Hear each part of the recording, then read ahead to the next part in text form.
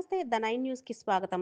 పార్వతీపురం మన్యం జిల్లా సాలూరు పట్టణం వైసీపీ కార్యాలయంలో మాజీ డిప్యూటీ సీఎం పీడిక రాజన్న దొర కోటి సంతకాల ర్యాలీకి కదలిరండి అని పిలుపునిచ్చారు. అనంతరం పత్రికా సమావేశంలో రాజన్న దొర మాట్లాడుతూ సాలూరు ఏరియా ఆసుపత్రి నిర్మాణం మంత్రి సంధ్యారాణి చేపట్టారని చెప్పుకోవడానికి సిగ్గుండాలి అని అన్నారు. ఏరియా ఆసుపత్రి పనులు 75% వైకాపా ప్రభుత్వ హయాంలోనే పూర్తయ్యాయన్నారు.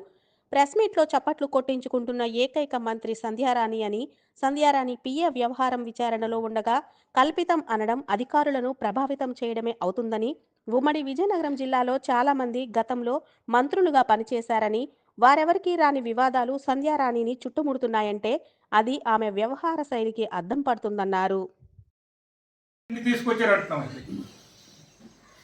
చెప్పండి ఇక్కడ ఉన్న మంత్రి గారికి. ఎందుకంటే నిన్న ప్రెస్ మీట్లో మంత్రి గారు చెప్తున్నారు ఈ హాస్పిటల్ వాళ్ళు కట్టారు, నేను కట్టాను, సిగ్గు ఉండాలి చెప్పుకోవడానికి చెప్తాను. సంధ్యారాణి గారికి సిగ్గు ఉండాలి. మీరు ఇటుకు పెట్టి లేసారు, కనీసం పునాది వేసారా అడుగుతున్నాను. ఈ హాస్పిటల్కి మీరు పునాది వేయలేదు. దగ్గర 70-75% మేము కట్టించాం.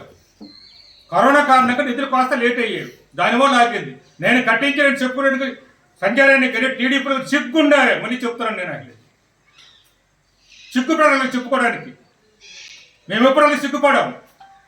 పాంచని బ్రిడ్జ్ ఉంది, కిరణ్ కుమార్ రెడ్డి నేను తీసుకొచ్చాను అనే కారణాల వల్ల నేను పునాదులు వేయలేదు. వాళ్ళు పునాదులు వేసారు, చివరిలో వదిలేశారు, నేను పూర్తి చేశాను. అయినా నేను సెలవు పలకం పెట్టుకోలేదు. అక్కడ ఆ కిరీటాలకి ఇచ్చాను నేను.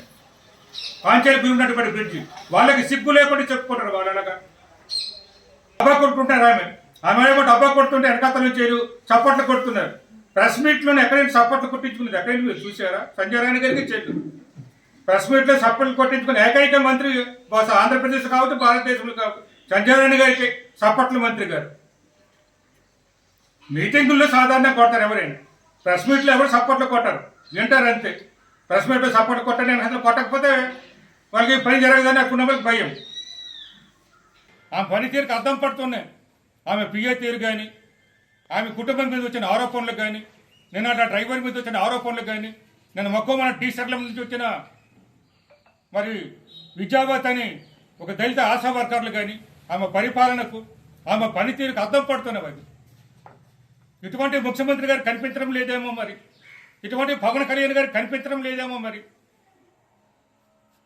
అవి ఎంత బాగా పనిచేస్తున్నారని చెప్పడానికి అద్దం పడుతున్నారు.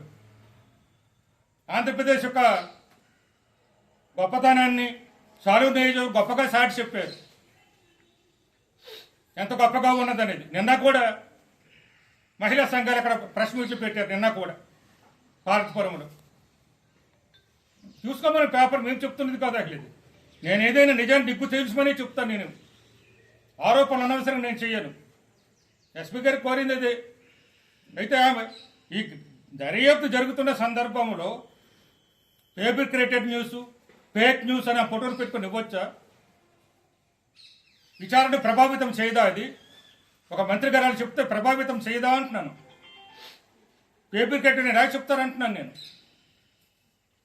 నేనే నిజమో అబద్ధమో ఇంతవరకు చెప్పలేదు. దర్యాప్తు చేసి నిజాన్ని నిగ్గు తేల్చమని నేను చెప్తున్నాను. నేను ఎటు సైడ్ పెట్టలేదు. నిజాం నిగ్గు తేల్చమని ఈ ప్రభుత్వాన్ని పోలీసులకు కూడా. ఆమె ఫేబ్రికేట్ అంటుంది, ఫేక్ అంటున్నారు. ఆ ఫోటోను పెట్టుకుని మరి ఇచ్చారు. రేపు న్యాయస్థానంకి వెళ్ళదా ఆ మాటలు? ఆమె ప్రభావితం కాదా అధికారులందరూ కూడా?